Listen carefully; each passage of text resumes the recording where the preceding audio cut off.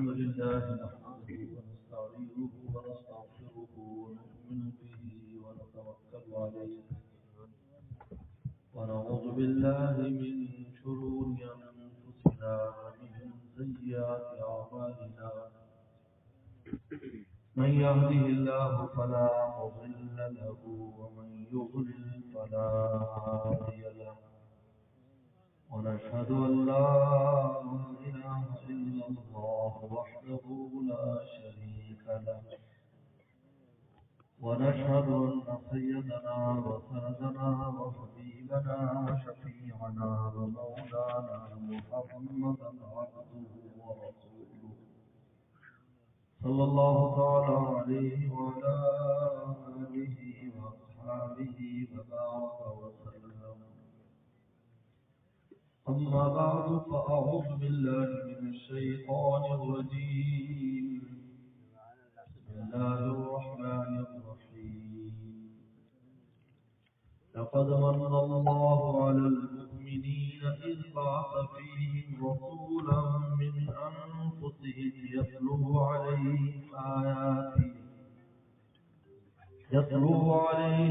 آياته ويزكيهم ويعلمهم الكتاب والحكمة وإن كانوا من قبل لفي ضلال مبين.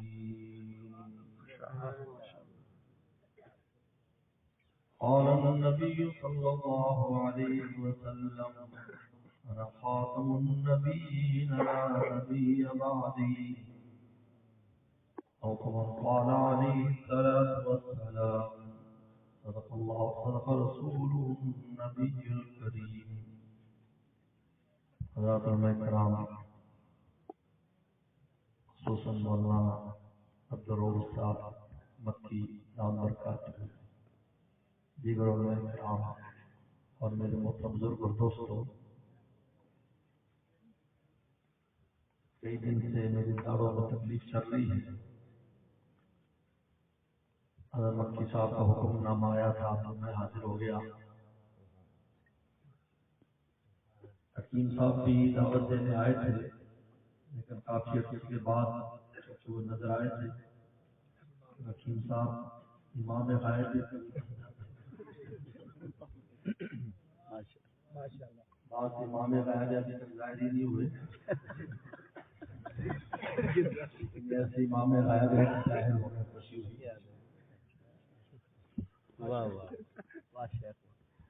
لیکن اکابر آ رہے تھے، میں نے کہا کافی ہیں، مساغر کی ضرورت نہیں ہے. بہر مکہ اہل مدینہ کا ادب تو ہم پر واجب ہے. نسبت ہی کی قیمت ہو. میرے مرشد شاہ حکیم اختر صاحب رحمۃ اللہ علیہ فرماتے تھے، مدینے کی نسبت ہے قیمت. مدینے کی نسبت ہے قیمت میری، وگرنہ حقیقت میں سستے ہیں. ہماری قیمت اس لیے کہ ہم مدینے والوں کے ہیں اور مدینہ والا ہمارا ہے. قیمت یہ امت پہلی بھی گزری، اپنے نبیوں پر ایمان بھی لائی، لیکن نبی کے ساتھ ہم نے عشق نہیں کیا. موسیٰ علیہ السلام پیغمبر میں بہت اونچی شان ہے.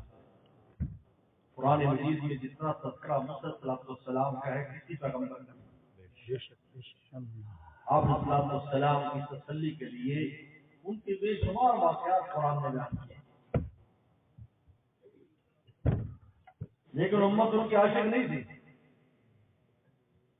اگر عاشق ہوتی تو کبھی قرآن مجید کی نقل نہ کرتا. اِذْهَبْ أَنْتَ وَرَبُّكَ فَقَاتِلَا إِنَّا هَاهُنَا قَاعِدُونَ.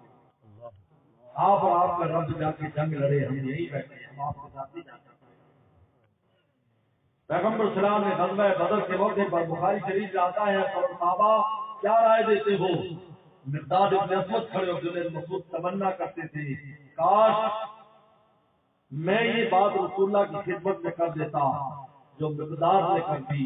اللہ کے نبی صلی اللہ علیہ وسلم، ہم قوم موسیٰ کی طرح نہیں ہیں کہ آپ کا ساتھ چھوڑ دیں اذا بندہ ربک فقاتلا انا معکم مقاتلون، آپ بھی چلے، آپ کے رب بھی چلے، ہم بھی آپ کے ساتھ لڑیں گے۔ اگر برق الغمام تک جانے کو حکم دیں گے ہم برق الغمام تک جائیں گے۔ جس پر علامہ اقبال نے کہا 10 دریا بھی نہ چھوڑے ہم نے، پہلے ظلمات میں دوڑا دیے گھوڑے۔ عشق ہمارا، ہم عاشق امت ہے۔ آج کا مسلمان بھی عاشق ہے، اتنا بھی کمزور ہو لیکن رسول اللہ کا عاشق ہے۔ ہر چیز پر کمپرومائز کر سکتا ہے، رسول پیغمبر کی ذات پر نہیں کر سکتا۔ اور آپ کے انسانوں کی حفاظت یہ شان سے عاشق ہے، اس کی حفاظت عقیدہ ختم نبوت کرتا ہے۔ اگر یہ نہ ہو تو آپ کی شان محدود ہو جائے گی۔ آپ کی شان تو وہ ہے جس کو شیخ شادی نے کہا نہ حسن غائب دارت، اے محبوب نہ تیرا حسن ختم ہوتا ہے، نہ شادی یا سخن پایا، نہ شادی کے پاس الفاظ ہے کہ تعبیر کر سکتا، نہ حسن غائب دارت، نہ شادی یا سخن پایا، بمیرت اتنا مستسقی دریا ہم چنا باقی، پینے والے پی گئے، پی کر جانے اپنی دے دی رسول اللہ کی محبت میں، پی کر، لیکن نبی حسن کا دریافت بھی باقی ہے۔ اور عاشق اب بھی کہہ رہے لا کیا اور یہی وہ عقیدہ ہے جو آپ کی سارے کمالات کی حفاظت کرتا ہے، جو قرآن کی حفاظت کرتا ہے، جو حدیث کی حفاظت کرتا ہے۔ آپ کو جو 4 بڑی شانیں دے کر بھیجا گیا، یہ تو علی آیاتی، ہمارا محبوب قرآن میری کتاب میری وحی پڑھ کر تم کو سناتا ہے۔ وحی پڑھنا آسان نہیں ہے، قرآن نہ پڑھنا آسان ہے نہ سننا آسان ہے، لیکن زبان مبارک سے رسول اللہ کے نکلا، صحابہ کے کانوں میں آیا، آج ہم پڑھ بھی رہے اور آج ہم سن بھی رہے ہیں۔ آپ قرآن مجید میں دیکھیے، اللہ کی وحی جب فرشتوں پر آتی ہے اور وہ علوم و معارف کی وحی نہیں ہوتی، دنیوی کام کی وحی ہوتی ہے، جاؤ فلاں کی کھیتی میں ایسا کر دو، جاؤ فلاں کو ایسا کر دو، جاؤ فلاں کا فلاں کام کر دو، کہتے اس اللہ کی وحی کی ہیبت اتنی ہوتی ہے کہ فرشتے بے ہوش ہو کر گر جاتے ہیں، اور جب ان کو ہوش ہوتا ہے تو پوچھتے ہیں ماذا قال ربکم، تمہارے رب نے کیا کہا، اور ہر ایک کے دل میں وہ بات آ جاتی ہے جس کا حکم ہوتا ہے۔ اللہ کے الفاظ کی تاب نہیں لا سکتے۔ اللہ فرمائے یتلو علیہم آیاتی، یہ کوئی معمولی نعمت نہیں ہے کہ ہمارا پیغمبر میرے الفاظ کو پڑھ کر سناتا ہے اور تمہارے کان سنتے ہیں۔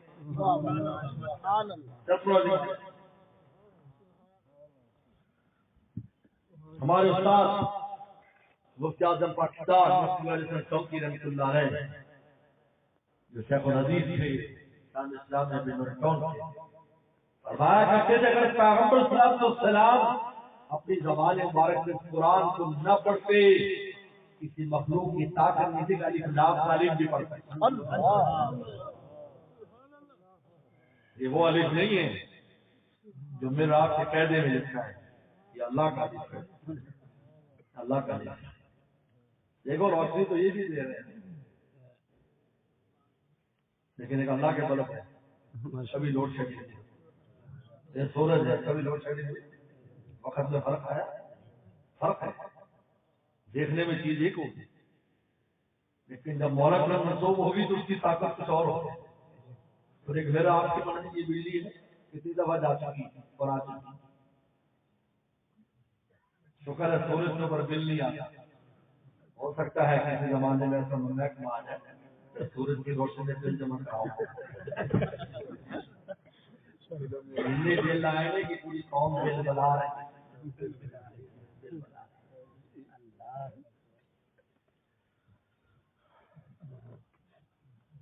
وہی الہی اللہ کا کلام ہے۔ الف لام میم، تم الف لام میم اس طرح پڑھ لیتے ہو، فرمایا کہ اس کے اندر کیا خزانے چھپے ہیں، تمہیں کیا پتا؟ پڑھنے پر ثواب ہے۔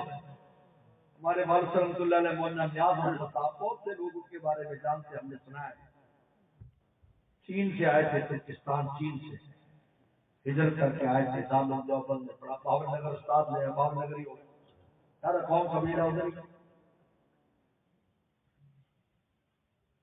کسی نے ان سے پوچھا کہ یہ جی حافظ لوگ رٹا لگاتے ہیں، قرآن پہ رٹا لگا رہے ہیں، یہ طوطے کی طرح رٹنے کا کیا فائدہ ہے؟ سمجھنا چاہیے پھر ہی فائدہ ہوگا۔ ہمارے والدہ نے فرمایا بخاری شریف کی حدیث آتی ہے قرآن کے ہر حرف پر 10 نیکیاں ملتی ہیں۔ الف لام میم ایک حرف نہیں 3 حرف ہے، ان پر 30 نیکیاں ملتی ہے۔ تو کہا کہ الف لام میم کا معنی آپ کر دو، ابھی پتہ چل جائے گا یا کسی تفسیر میں دکھا کہیں پڑھا ہے علماء کرام بیٹھے زبان ہے۔ مجھے ویسے قصہ یاد آیا تاکہ تھوڑی نیند بھی اٹھ جائے۔ ماشاءاللہ میرے شیخ فرماتے تھے جو ہنسو گے تو پھر ہی پھنسو گے۔ ماشاءاللہ۔ اور مولانا شیخ علی صاحب کو میں نے خود سنا، مدنی مہاجر مدنی رحمۃ اللہ علیہ کی جان کی ہمارے شیخ کے ساتھی اذا ہنسا فقط ہنسا، اذا ہنسا فقط ہنسا، جب آدمی ہنستا ہے اس کا دل کھلتا ہے، جب دل کھلتا ہے، جب سیپ منہ کھولتی ہے پھر ہی اندر پانی لا کے موٹی بنتا ہے۔ واہ واہ واہ واہ۔ تو کہہ رہے ہیں مولوی صاحب آج چندہ دیتے ہیں، یہ واقعہ یعنی یہ مثال اور تمثیل حضرت مولانا عمر پالن پوری صاحب رحمۃ اللہ علیہ نے رائے گنج کی جماعت میں تھی، علماء کا اجلاس تھا، مولوی لوگ بھی وہاں موجود تھے۔ اب فرمایا بھی مولوی لوگ جو ہے ایک آدمی کو خواب آیا، دیکھا کسی آسمان پر تو ایک فرشتہ جو ہے وہ دف لے کر کھڑا، دف کو جو ایک طرف سے بجتا ہے۔ تو انہوں نے فرشتے سے پوچھا کہ یار تیری کی ڈیوٹی، آپ کی کیا ڈیوٹی؟ ان کا میری ڈیوٹی ہے جب تو مولوی صاحب چندہ دے تو دف بجاؤ۔ انہوں نے کہا پھر تو تھک گیا ہوگا دف بجا بجا کے، کہ جب سے پیدا ہوا موقع ہی لیا۔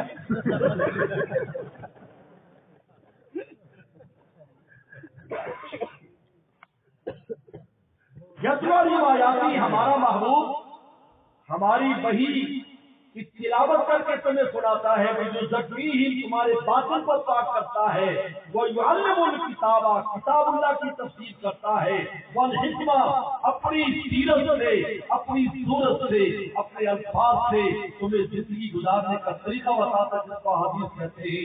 یہ پیغمبر سلام کی وہ 4 بڑی شانیں ہیں جس کو لے کر آئے، ان چاروں شانوں کی حفاظت ہوتی ہے باقی اور یہ قیامت تک کے لیے یہی وجہ ہے۔ پیغمبر صلی اللہ علیہ وسلم نے خواب دیکھا، بخاری کا حدیث ہے، آپ نے خواب دیکھا کہ آپ کے ہاتھ میں 2 چوڑیاں ہیں۔ مرد کے ہاتھ میں اگر چوڑی ہو یہ غم کی علامت ہے، عورت کے ہاتھ میں چوڑی ہو بندہ زیور لے کے دے گا۔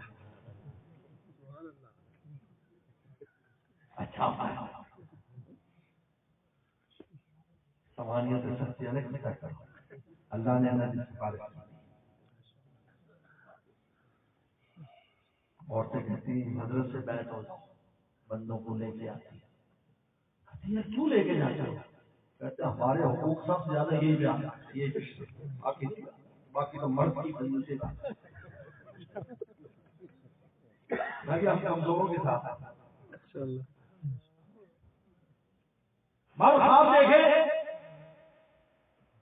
ہاتھ میں چوڑیاں ہیں، اچھی علامت نہیں۔ ہاں پاؤں میں اگر بیڑیاں دیکھتا ہے تو اچھی علامت ہے، دلیل ہے کہ یہ دین کے اوپر قائم ہے، کیونکہ بیڑیاں پہننا اللہ کے راستے میں دین والوں کا کام ہے۔ حسن جب مقصد کی جانب سے ایک برا لے چلا، ہمارے فرماتے ہیں جب تلوار اللہ کا حسن لے کر میدان کارزار میں اترتا ہے، کون جاننے دینے کے لیے جاتا ہے؟ حسن جب مقصد کی جانب سے ایک برا لے چلا، عشق اپنے مجرموں کو باوجود اللہ کا عاشق جاتے ہیں۔ رسول اللہ آپ نے چوڑیاں دیکھی، آپ کے دل پر خم ہوا ان کو دیکھ کر اپنے ہاتھ کی چوڑیاں، حکم ہوا کہ ان کو پھونک مارو، اپنے پھونک ماری، وہ ہوا میں اڑ کے چلی گئی۔ صحابہ کرام کو رسول اللہ نے صبح کو خواب بیان کیا کہ میں نے یہ رات کو خواب دیکھا، کیونکہ فجر کے بعد مجلس لگتی تھی جس میں رسول اللہ اپنا خواب بھی بیان فرماتے تھے، پھر تعبیر فرماتی، صحابہ نے کچھ دیکھا ہوتا وہ بھی عرض کرتے اور آپ اس کی تعبیر فرماتی، بما فضل یا رسول اللہ صلی اللہ علیہ وسلم، اس کی تعبیر کیا ہے؟ فرمایا کہ کذابان میں دو جھوٹے ہیں جو ہر ایک کہتا ہے کہ میں نبی ہوں، لیکن میں نے پھونک ماری، یعنی آسانی سے ان کا خاتمہ کر دیا جائے گا، آسانی سے ان کا خاتمہ کر دیا جائے گا۔ چنانچہ پیغمبر صاحب کی زندگی میں مسیلمہ کذاب نکلا، اسود عنسی نکلا، اسود عنسی کا کام فیروز دہلوی رضی اللہ عنہ نے کر دیا، اور مسیلمہ کذاب کا کام جنگ یمامہ میں ایک دن میں 70,000 صحابہ شہید ہو گئے، 70 صحابہ ایک ہی دن میں شہید ہو گئے، 70 صحابہ ایک دن میں۔ سیدنا صدیق اکبر رضی اللہ عنہ اس زمانے میں پورا عالم شورش ہے، وقوف سے ایسا لگتا ہے کہ پتہ نہیں مدینہ قائم بھی رہتا ہے یا نہیں۔ ابو بکر نے کہا نہیں، ہر چیز پر کمپرومائز ہو سکتا ہے لیکن عقیدہ ختم نبوت پر کمپرومائز نہیں۔ میں ایک ملک میں گیا، ایک ملک سے میں گزر رہا تھا، آسٹریلیا سے واپسی پر ایک ملک میں اترا، کسی نے دعوت رکھی تھی، اس میں وہ شکل مجمع تھا، مجھے نہیں پتا تھا، تعارف نہیں تھا، اس میں غلام قادیانی کا ماننے والا مجھے نہیں پتا تھا۔ انہوں نے کہا یہ پیر صاحب ہے، پیر صاحب کا مطلب ہے کچھ پتہ نہیں، پیروں کا مطلب ہے ادا نگاتا کی پورا کچھ چھیڑ چھاڑ کر بیٹھا، وہ شاید محنت پہلے کر رہا ہوگا، مجھے تو پتہ نہیں، انہیں مسلمانوں نے قاضی پیر صاحب پورا بدلا ہے، کوئی 15-20 آدمی بیٹھے ہیں، معزز ہیں، پڑھے لکھے۔ یہ جو ختم نبوت کا مسئلہ ہے یہ 14ویں صدی کے مولویوں نے بنایا ہے۔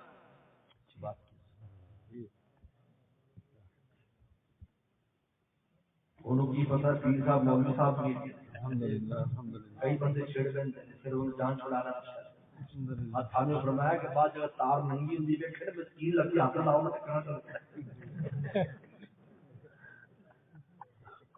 میں کہا جو کوئی توقع نہیں تھی، میں جواب میں کہا اچھا یہ ابھی اگر صدیق رضی اللہ تعالیٰ عنہ کون سی صدی کے مولوی صاحب تھے؟ 14ویں صدی میں یا پہلی صدی میں؟ میزبان صاحب روٹی شروع کرو یار، روٹی شروع کرو۔ میں کہا ہم نے صبر کرنا، میں انہیں روٹی کھوانا۔ سیدنا صدیق اکبر رضی اللہ تعالیٰ عنہ نے مدینے سے فوجیں بھیجی مسلمہ کذاب کے خلاف، 600 صحابہ کرام جو حافظ قرآن کی جنگ میں شہید ہوئے ہیں، اور صحابہ کرام 1200 صحابہ کل اس میں شہید ہونے والے ہیں، جن میں 600 وہ صحابہ جو حافظ قرآن تھے، جن کو رسول اللہ نے صفحہ میں قرآن ہو کتنے قیمتی تھے جن نے رسول اللہ سے قرآن پڑھا ہے۔ انہوں نے قیامت تک کے لیے قانون بتا دیا، عقیدہ ختم نبوت پر بالکل کمپرومائز نہیں، لیکن اسی کی وجہ سے سب کچھ ہے، اور وہ روشنی جس نے تمنا کی تھی ہائے مجھ سے حمزہ کی شہادت میرے ہاتھ سے ہو گئی، دعائیں کرتا تھا اللہ مجھے کوئی ایسا موقع دے دے کہ کسی بڑے خناس کا میں سر لے لوں اسلام لانے کے بعد۔ اللہ نے اسی کو موقع دیا۔ صحابی فرماتے ہیں کہ جب برچھا لگا اس حدیث کو، اس ملعون کو مسلمہ کذاب کو جب برچھا لگا، وہ ایسی جگہ پر کھڑا تھا نہ اچھل کر تلوار پہنچ سکتی تھی، تیر مارنا بھی مشکل تھا، نیزہ مارنا بھی مشکل تھا، اور وہ وہاں سے اپنے ان جھوٹے امتیوں کو کہہ رہا تھا، ہناشیری دے رہا تھا اور ان کو جوش دلا رہا تھا۔ ہمیں سمجھ نہیں آ رہا تھا اس خلیج کو کیسے قابو کرے۔ کہا کہ اتنی دیر میں ہم نے ہوا کے اندر ایک بچہ ایک چھوڑا ہم نے جو گھومتے دیکھا، ہم نے دیکھا یار یہ چھوڑا آیا کہاں سے ہے، یہ تو باشی ہی جس کا ماہر تھا، اس کے سینے کے مقام پر لگا اور اس کی پیٹھ میں سبحان اللہ سبحان اللہ۔ اور وہ گرا بخاری کے روایت میں آتا ہے کہ اوپر ایک لڑکی کھڑی تھی، کیا قطع الاسود عبد الاسود، وہ ایک کالے غلام نے ہمارے نبی کو، جھوٹے نبی کو، ملعون کو قتل کر دیا۔ کہا کہ میں اللہ کا شکر ادا کرتا ہوں، اگر حضرت حمزہ کی شہادت میرے ذریعے ہو گئی تو اللہ نے اسلام لانے کے بعد بہت بڑا خناس جس نے پیغمبری کا دعویٰ رسول اللہ کی زندگی میں کیا، اللہ تعالیٰ نے میرے لیے اس کو جہنم میں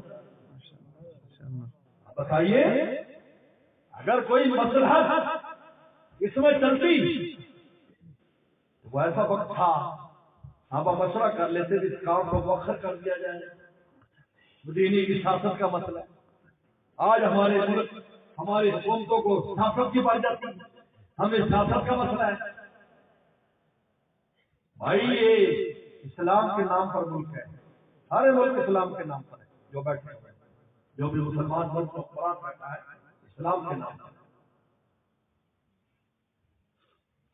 اگر اسلام ہی نہیں ہے تو دوسرے ملکوں میں چلے جائیں تو بادشاہ بنائیں گے؟ بتاؤ، ہمارا پاکستان سے جائے وزیر اعظم جائے، میں انگلینڈ کا وزیر اعظم بن جاؤں؟ میں ہندوستان کا وزیر اعظم کبھی ہو سکتا ہے؟ نہیں، مسلمانوں کا وزیر اعظم بنتا ہے۔ اسلام ہے تو سب کچھ ہے، اور اسلام کب قائم ہو جائے گا؟ جب سب سے نبوت ہے۔ اللہ تعالیٰ نے فرمایا الیوم اکملت لکم دینکم، ہم نے دین مکمل کر دیا ہے، اب کوئی گنجائش اس میں نہیں ہے۔ اتممت علیکم نعمتی ورضیت لکم الاسلام دینا، ہم نے بالکل دین کو مکمل کر دیا ہے۔ کتاب ایسی نازل کر دی جو ساری کتابوں پہ جامع ہے، اور پیغمبر ایسا دے دیا جو سارے پیغمبروں کی شانوں کا جامع ہے، اور اللہ تعالیٰ نے ہمیں دین ایسا دے دیا جو تمام دینوں کا جامع ہے۔ جب ایک چیز مکمل ہو چکی ہے اب اس کے ساتھ الٹریشن کرنے کی کسی کو اجازت اور گنجائش نہیں ہے۔ میرے دوستو اللہ کا شکر ادا کرو، پاکستان اس مسئلے میں پوری دنیا کی نمائندگی کی ہے۔ مجھے زمانہ یاد ہے، میں بنوری ٹول میں تھا جب ساؤتھ افریقہ میں مقدمہ ہوا، قادیانیوں نے مقدمہ کیا مسلمانوں پر کہ اپنی مسجدوں میں نہیں آنے دیتے، اور انگریز جج تھا، انگریز جج ساؤتھ افریقہ کے مسلمان نے جنگی دعوت کو لکھا، ان کو لکھا ہمیں عدالت کے لیے آدمی چاہیے جواب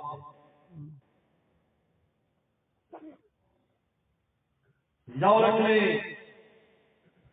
ختم نبوت والوں سے رابطہ کیا، انہوں نے حضرت مولانا یوسف نجامی شہید رحمۃ اللہ علیہ حضرت دو مہینے کے وہاں گئے، 2 بار ہے وہاں، یاد ہے 2 بار ہے۔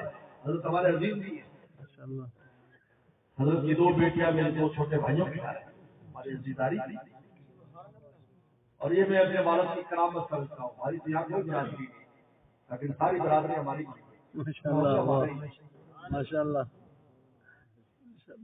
ماشاءاللہ۔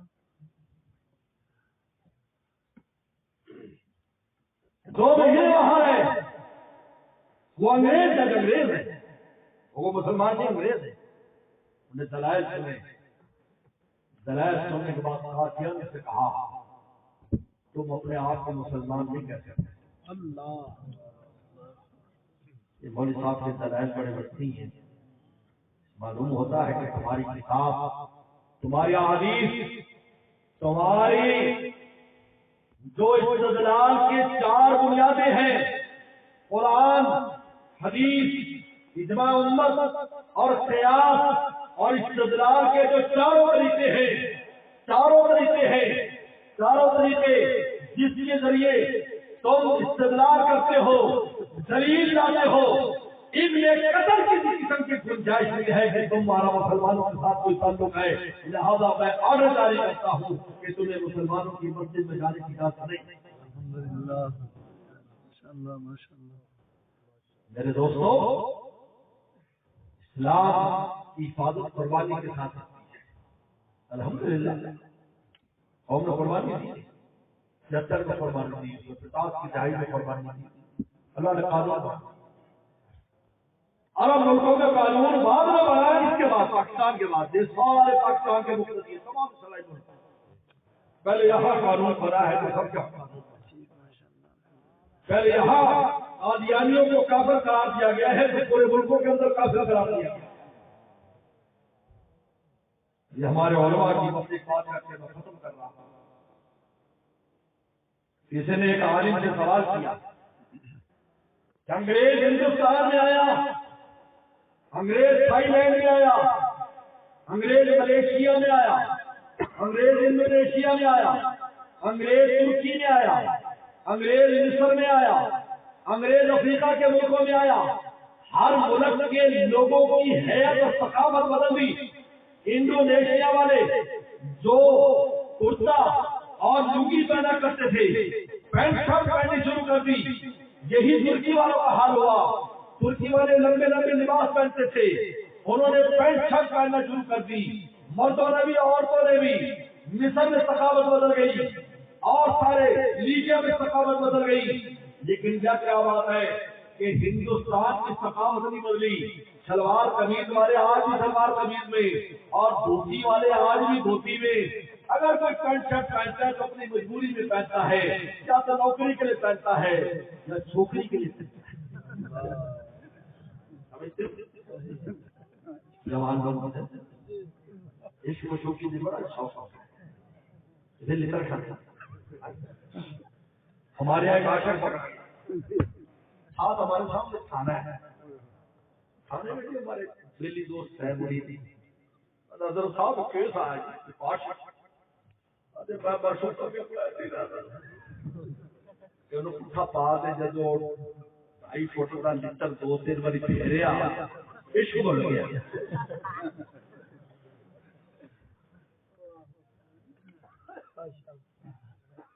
چنانچہ سالی جو اندر دبش، شیخ سادی فرماتے ہیں عشق میں جب کہ سالی آئی یارا فراموش کردن عشق، عاشق لوگ اپنے عشق ہی بھول گئے،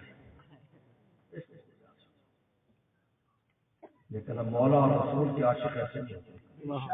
سرعاشق کا تم سرسری نہیں جانا، بولی نا تم جاتے سرعاشق کا تم سرسری نہیں جانا، یہ در کیا سری دار ہمت، در کیا سری دار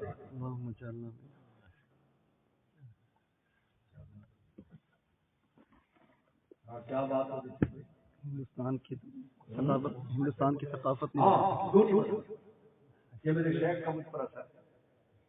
میرے شیخ فرماتے تھے میری گاڑی جہاں سے کانٹا بھر اسٹیشن جا سکتا میری ڈیوٹی مجھ پر شیخ کا ہی اثر ہے۔ میں نے حاضر کمزور نہیں ہے دونوں کتاب نہ کرے مجھے ٹکٹ دے ماشاءاللہ ماشاءاللہ ماشاءاللہ ساتھ میں حکیم صاحب نے پہچان لیا کافی دن بعد ماشاءاللہ کسی حکیم صاحب بیٹھے نہیں کوئی روٹی کما لیا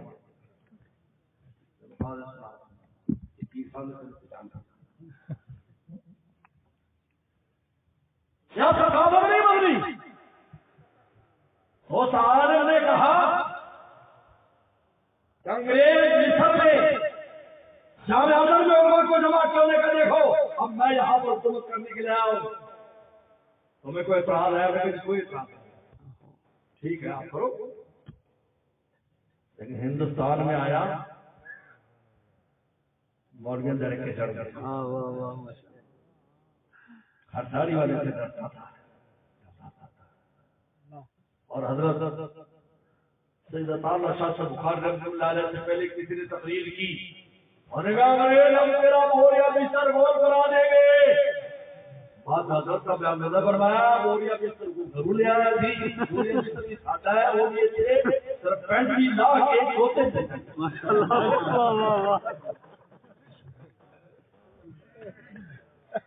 علماء کی قربانی ہے۔ آپ ہندوستان میں الحمدللہ کو میں جانا ہوتا ہے، مولانا بیٹھے ہیں، ہماری عزیزداریاں بھی ہیں مکہ میں مدینہ میں، فوجی لوگ ہیں وہ جو ہمارے ابا کے رشتے دار ہیں، علماء سے ملنا ہوتا ہے، اس بات کو تسلیم کرتے کہ اگر دین کی کہیں صحیح خدمت ہو رہی ہے تو بر صغیر ہو اور کہیں نہیں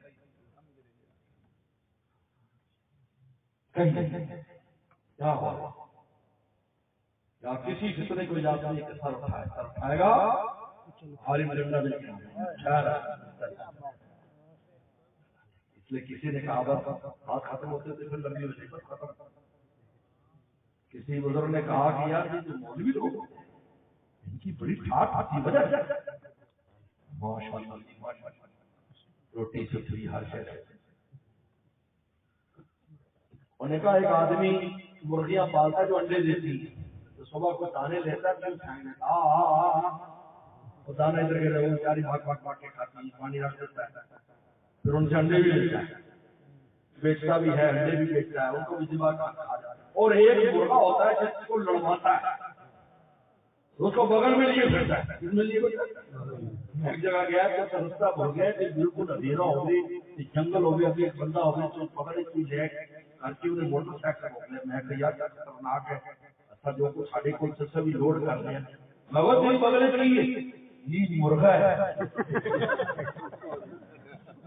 لڑنے والا مرغا وہ اس کی ٹانگوں کی مالش کرتا ہے بادام کھلاتا ہے اس کو بغل میں رکھتا ہے ہاتھ میں رکھ کر اس کو کھلاتا دانا. کیوں؟ اس لیے کہ جب وہ میدان میں لڑے گا اور وہ جیتے گا اس کا سر فخر سے بلند ہو جائے گا کہ میرا مرغا جیتا یا فلاں صاحب کا مرغا جیتا. کہا کہ مولوی لوگ اللہ کے دین کے پہلے جا رہے ہیں جب بھی دین پر بات آ جاتی ہے میدان میں اتر کر اللہ کے نام کو بلند کر دیتے ہیں. اس لیے اللہ ان کو بغل میں رکھ لو.